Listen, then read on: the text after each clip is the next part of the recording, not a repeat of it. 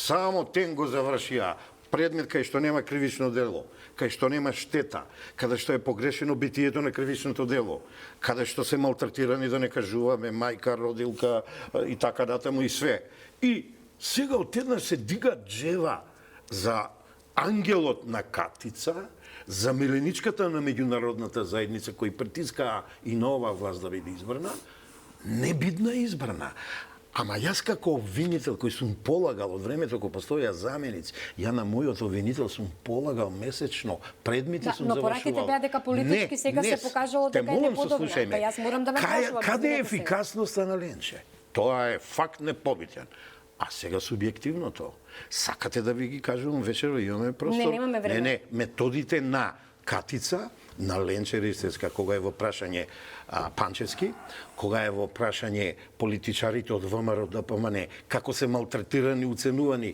Двојца адвокати го знаат тоа. Нека ми извинат, ке испомнам Дрангов и оној првиот адвокат на Груевски, Додовски, кој беше и председател на адвокатската комора, како размислувале да се иселат од државата, како ги уценувале тројката. Катица, Ленче, Лиле Стефановска.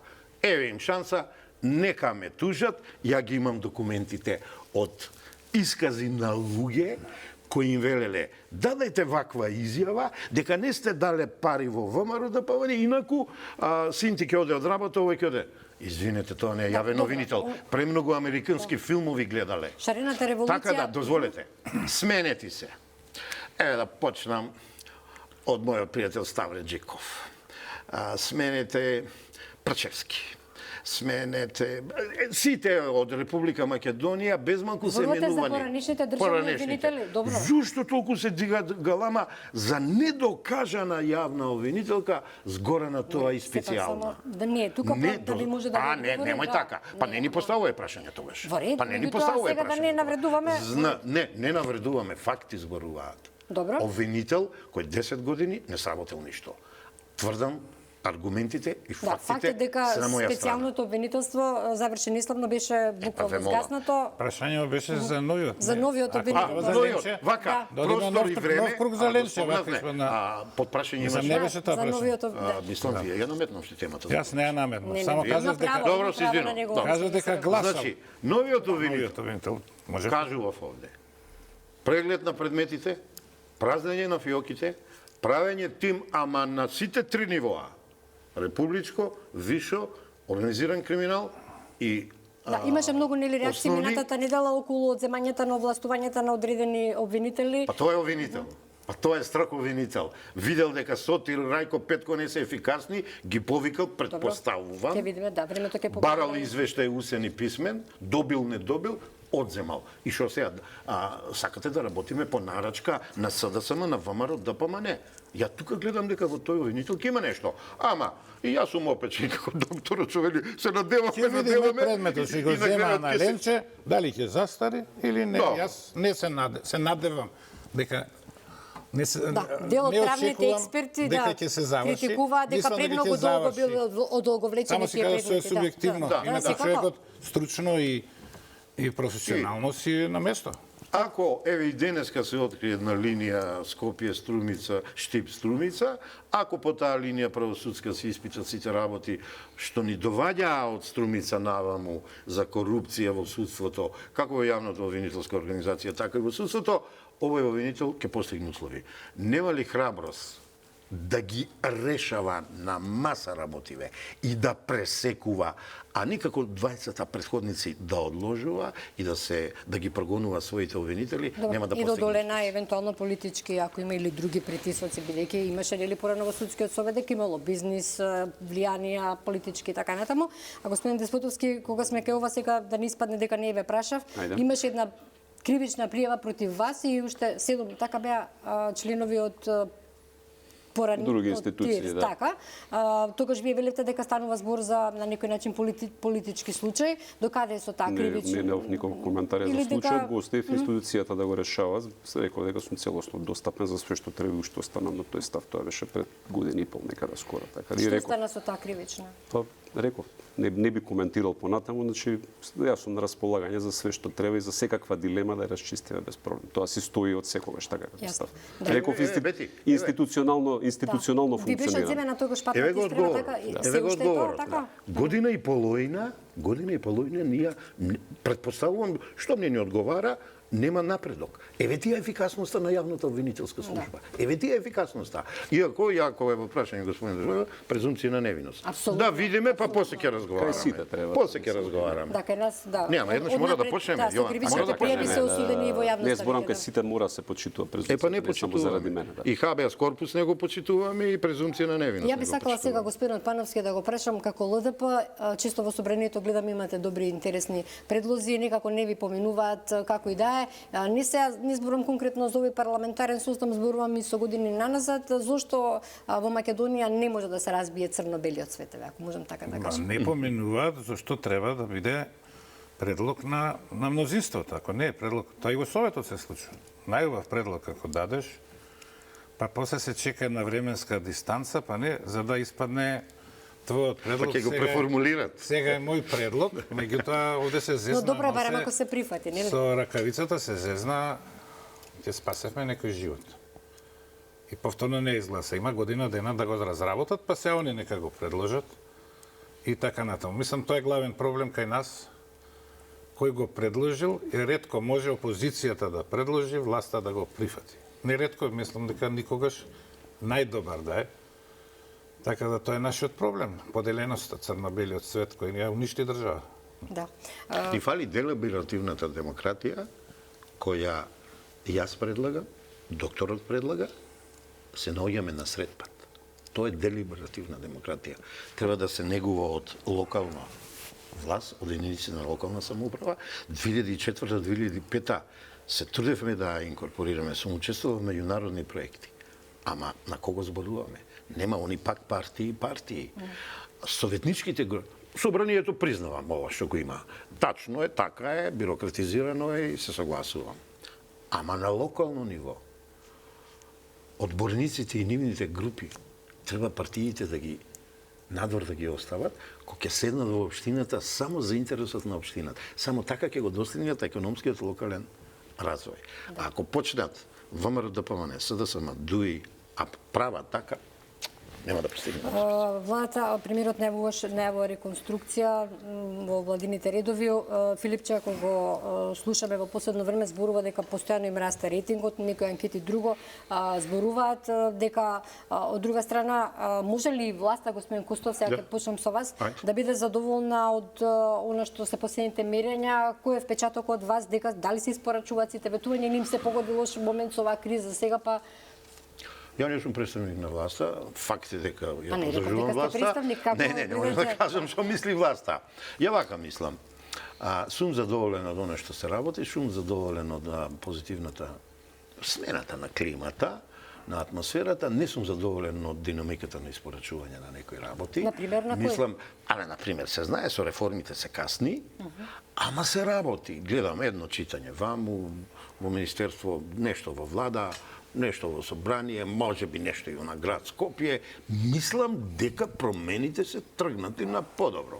Оној голем легитимитет што е даден се оправдува првично.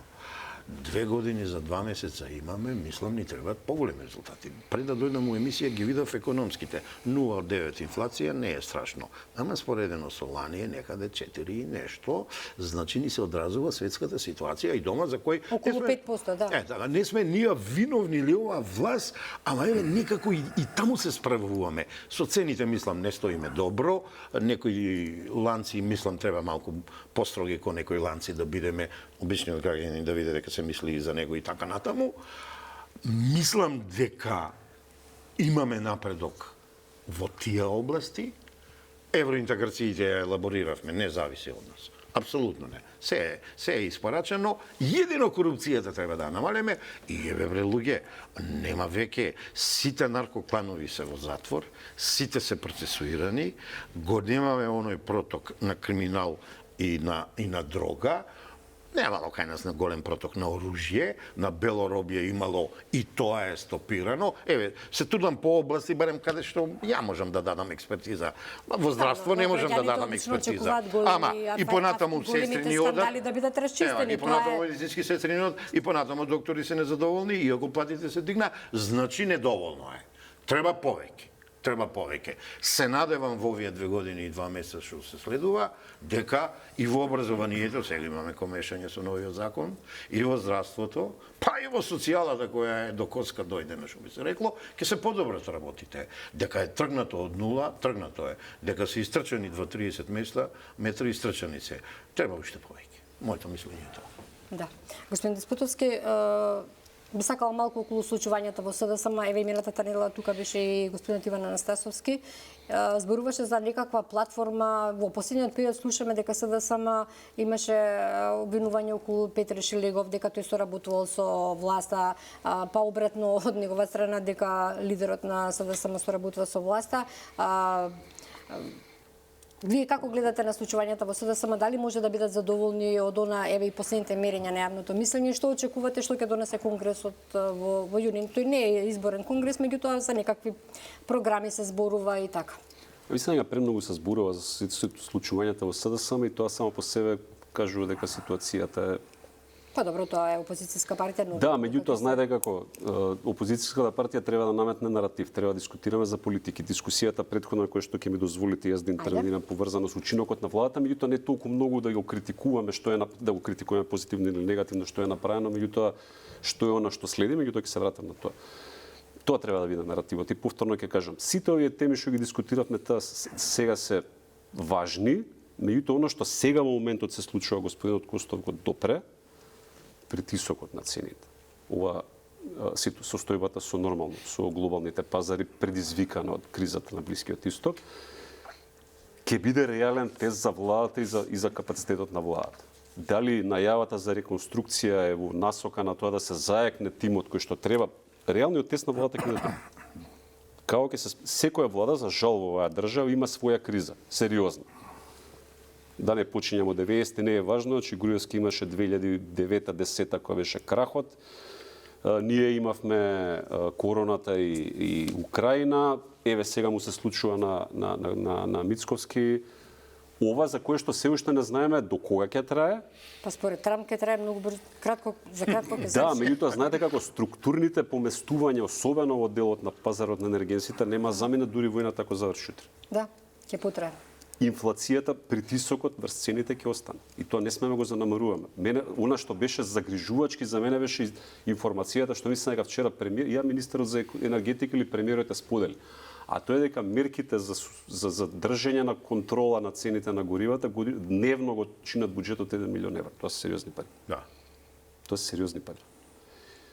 До кога има државата капацитет тоа да го издржи? И второ, да, но од друга страна притисокот од јавноста дека граѓаните не можат да го поднесат тој товар и тука е веќе сериозно. Не велам, јас оправдано е, не велам ништо. Јас само кажам до кога државата ќе има капацитет да го издржи. Државата зборам јавните финанси. И тоа е прашање за кое што треба да дискутирам. Ако сакате, тоа е прашањето на кое што треба да посветиме емисијата. Повторно ќе кажам, другите теми се важни, и тоа мислам дека ова е приоритетно. И втора работа, кризата отвара можности.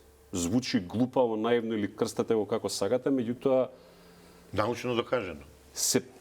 Дел од средствата глобално се прелеваат некаде. Тоа значи дека сите оние кои што продаваат во моментот нафта во светот генерираат многу пари. Дали Македонија, дали како самостојно како дел од регионот, има можност да пристапи кон тие извори на финансирање и обезбеди пари за крупни инфраструктурни инвестициски проекти. Тоа е прашањето за кое што треба да дискутираме. Затоа што се случува во моментот и тоа повторно кажам, парите од едно место се прелеваат на друго место и имате во моментот извори на средства кои се доста ликвидни. Поредот на приватниот бизнис кој што во моментот го работам, значи имаме сигнали од сериозни глобални финансиери кои што велат имаме застој во реализација на дел од проектите што се во тој регион. Тоа значи дека реализацијата на средствата забавува. Тоа значи дека имаме вишок ликвидност кој што треба да се пласира некаде. Каде ќе оди тоа? Дали имаме ние подготвени проекти кои што можеме да ги понудиме се финансираат? Че тие се прашањата за кои што треба да дискутираме. И повторно ќе кажам, ако најавата за реконструкција во насока се зајакнат тие капацитети, економскиот сегмент, другите не ги коментирам. Мислам дека сме во добра насока, за да не го избегнам прашањето за СДСМ, ќе се вратам. Премногу се дискутира за состојбите внатре во партијата, не за политиките и предлозите кои што ги даваме или не ги даваме. Како партија, тоа само по себе не е добро. Мислам дека ако во една работа сите се согласуваме, не во СДС, него генерално во општеството, дека сериозен, силен СДС им треба на сите. Дури нашите политички опоненти се слагат со тоа. Она во што не се согласуваме е како да стигнеме до таму. И ако ме прашате се лично и како човек, ама и како политичар, и нема да се сложиме. Зборам сега и веќе внатрешно. Че ситуацијата во партијата мора да е во одредена точка, во која што или ќе седнеме ќе разговараме сериозно, не повелете дојдете вратите се отворени, не вратите не се отворени и никој не слуша. Тоа се гледа. Или За вас вратите затворени се? за сите кои што размислуваат поинаку од матрицата се затворени. Платеници се ти. Практично ви кажам. И ова не е, знаете, после ова може да има реакции. Самиот факт што дискутираме преку соопштенија, зборуваме за партија. И тоа не било која партија. Зборуваме едно од двете најголеми во државата, историски наназад, не, 35 години. Ствари, ова била најголема наназад 85. Доволно говори во прилог на ова што го дискутирам. Така што се додека тема на било која појавување на представник на СДСМ, од председателот па сите останати, е вклучително и моето денеска. Се додека тема се внатре партиските состојби во СДСМ не е добро. Че не е добро. И џаве ја ќе ви кажам се состојбата, знаете, не е добра. Па не е добро што го поставувате Да, и прашање. поранешниот председател Пендаровски критикуваше Само некој се тоа е само зборува прилог на ова што го дискутирам. И се наме повторно ќе кажам, но факт е дека во јавноста за слабостите господин Деспотовски мораме во интерес на јавноста. Во интерес на јавноста се зборува дека во самата СДСМ има нешто, некоја представници на СДСМ кои што не бараат да ја рушат партијата, туку бараат да и се помогне на некој начин. Се зборува за некаква платформа во рамките на СДСМ, не знам дали вие сте дел од такво нешто, но во овој контекст сепак ќе ве прашам, има информација дека ви било понудено да бидете член на извршен одбор и тоа лично од Филипче. Ми беше понудена висока партиска позиција, ќе кажам отворено, пред откако завршија локалните избори. Добро. И ќе кажам јавно зашто не прифатив. Затоа што прво не барав позиција, тоа го кажав јавно. Јас се кандидирав за председател на партијата во 2024. Јас да сакав да се договорам, ќе се договорев тогаш. Прво, не сметам дека треба да се кандидираме за врвна позиција, не во партија, во било која институција, за да си правиме пазарче. Јас дури тогаш и понудив изјава за сите кандидати. Излегуваме на избори, не гласа. Тие што нема да бидат избрани, остануваат во партијата, не земаат позиции на другите. Никој не ја прифати од моите противкандидати, окей. Јас ќе останам доследен на тоа што сум го кажал. Не било тоа пред 25 години, пред 2 години беше. И јас верувам во тоа и денеска. И јас кажав, и тогаш му кажав и на председател на партијата, сегаш. Немам потреба јас од формален ангажман за да бидам на располагање да го давам мојот придонес. Ради форма вклучување за да кажеме дека сме обединети. Во тој случај што му забележувате на Филипче? Говорите ли за тоа? Зборувате? Не, за генерално зборуваме. Добро. Па јас повторно мислам, ако сакате се да дискутираме на долго и на широко. Не на долго, еве само нова прашање. Начинот на кој што се постави на работите сметам дека не се вред. Тоа сум го кажал јавно, не е спорно. Политиките јавно проговорив за начинот на кој што комуницираме, па јас не мислам дека треба да се препукуваме со новинари преку соопштенија или со медиуми. Не мислам дека тоа е вред. Но сте имале на некој начин подадена рака од Филипче, ако јас добро така разбирам. Имавме отворен разговор во кој што јас го кажав мојот став. И денес ќе го кажам мојот став. И јас не барам формална позиција за да дам поддршка. Меѓутоа соработка за да кажеме пред сите останати дека сме заедно, не прифаќам исто така. Затоа што си ги замачкуваме очите. Работите мора да си ги кажеме како што се. Ма некои следни внатре-партиски избори, дали би се кандидирале повторно? Тоа е хипотетичка ситуација. Ако се случи, кога ќе се случи, ќе разгледуваме. Моментот имам фокус на приватниот бизнис кој што го развивам, така што ќе се задржиме. Во ред. Господин Пановски, еве повторно околу овие случувања на политичката сцена, владата најавува реконструкција, во опозицијата еве нешто се случува во СДСМ. Како вие гледате, како последните бројки од анкетите не зборуваат во делот на Да, се е исто да речем. Па мислам, ако треба да замерам на владата и тоа што ми пречи, од двете партии меѓутоа очекувам владата е таа што од нас зема. Подобро ви од влада, па сте покомотни сега можете да се кажете. Да, секако. Не заради тоа, како личност. Се пресконференциите со кои они се занимаваат со СДСМ. Значи СДСМ со 5 советник у градот, со 18, 17 во овако они се занимаваат и прашуваат Они не се платени за да прашуваат, они се платени за да откријат. Го прашуваме заев дали зел толку пари. Не ме интересира, мене го прашувате. Имаш министерство, имаш обвинителство, имаш све. Спроведија, тоа секој ден се зафркаваат со нив и кажуваат колку им значи они да биле силни. Тоа во кривичното право се вика облјуба врз немоќено лице. Значи, еме немоќен, ти со него се занимаваш. Имаш цела држава у криза, сме работете на тоа. Не викам дека не работат. Меѓутоа, нас како јавност, мене тоа ми пречи. Второ, за кризава. Оние поздравија оваа интервенција. За жал, никој не ги викна. Муцунски излезе и рече го поздравуваме акцијата на Израел и на САД, што е срамото. Јас како лично се оградувам од тоа. И се срамам. Во денот кога загина 150 девојчиња, 150 девојчиња кои загина, оваа држава, владата, ја поздрави интервенцијата, па може бар да замолчат. Да не зборам дека ова се класично нарушување на меѓународно право, воени злосторства и така натаму. Значи, не може со едниот ќе бидеме Путин е агресор, што се согласувам, ама овој се уште поише агресор испадна. Особено тој Нетањаху, кој 70.000 таму, 20 деца утепа. 150 деца еден ден загина, девојчиња. Ни криви, ни должни, и ние викаме браво. Браво е подржувате. Еко не подржувате, сега ќе го јадеме стапот со оваа криза. Не секако ќе го јадеме, ама бар немаше... меѓународното право, па и во случајот на Македонија се прекрши. Во таа акција, дека сме за таа, никаш овој народ не бил за агресија. Не, да, било кој. Ако сме биле против и овдека со сулзец на бркале која беше Србија бомбардирана, сега ова не ми се допаѓа. На кратко тоа зборам, не би зборал за економските работи. Не чисто не би реплицирав вас. А што се однесува до здравството, министерот за здравство отвори една афера, ја остави 6 месеци и нема да ја затвори. Тоа е за операција на здрави срца. Сега отвори друга дека некој земал 12.000 евра и таа нема да ја затвори.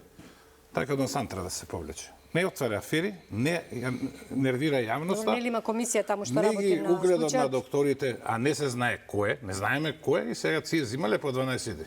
Па не може да земе 12.000 или кажи го и кажи како е тоа можно во јавно здравство и да дежура 31 ден, 24 сата, пак не може да ги земе. Јасно. Добро, кога се однесува до меѓународното право, сакав да кажам дека и во случајот на Македонија многу пати се прекршуваше. Немавме пресуда на судот во Хаг, па никој не ја почитуваше од големите сили. Знаете како велат, големите права тоа што сакаат. Да. Правото меѓународно на наша страна беше. Беше, да. Не знам дали ги победивме, Бети. Ги победивме.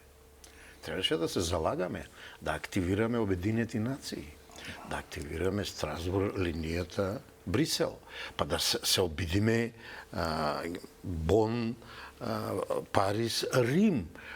Требаше да лобираме многу повеќе. Добием предмет, го фрливме ние. Да не кажем каде го фрливме. Од денески известување дел од владата, министрите предводени од Црски се на стратешки диалог во Вашингтон околу безбедноста, економијата и така натаму. Веројатно еден од начините на кои што ние во ситуација кога да речеме имаме непредвидлив пат кон неуд, дека можеби тоа нешто ќе помогне, не знам, ќе видиме, тоа ќе зависи, ќе покаже времето што ќе се случува. Бидејќи сме на крајот од емисијата, господинот Кустов донесе една книга. Вчера беше промовирана, би сакала многу кратко, господин Кустов, треба да ја оди во емисијата. Ти благодарам. Ја не знам дали ќе има простор и време. Ова е одговори што со бугарите, да ви кажам. Книгата во рација е социолошки дискурс на Крсте Петков Мисирков за македонскиот идентитет и за нацијата. На прекрасна книга. Вчера се случи еден убав настан во музеот за македонската борба за самосталност. Автор е Ганка Цветанова, рецензенти академик Катица Ќулавкова, професор доктор Константин Миновски, значи јуниор. Виде ви кажам. Која е пораката, само бидејќи? Пораката е вешто па инаќе имаат прилика за прв пат после Јован Корубин, после 20 години, некој се зафаќа социолошкиот дискурс на нашиот, да речам, поливалентен или интердисциплинарен Крсте Петков Мисирков, да го објасни као филозофски трактат, као политички есеј, као социолошка елаборација, да ни каже кои сме како нација, како држава, јазикот, културата. Ова е многу јака книга, ова е многу јака алатка, ова, ај вака сега ќе видам, секој македонец треба да ја прочита, А за нашиот сосед од истогот мислам, ова е метафора, немој одно да ми рипнеш, ќе добијат политички сипаници кои ќе ја прочитат, тогаш ќе сватат кој е Крстов, Петков, Мисирков и зошто книгата се вика за македонските работи, а не за бугарските работи. Добре, јас сепак мислам дека ние со соседите сепак ќе се Дозоли, не заврши. Ајде. И некој ќе паѓа во несвес од оваа книга. Добро. А ти благодарам за можноста да кажам зборот за книгата. Па сепак се Потпишани работи копии за да добиваме, нели? научно дело. Сите потпишани копии добиваме. Не е моја книгата. Ја мене ми е подпишана. Не.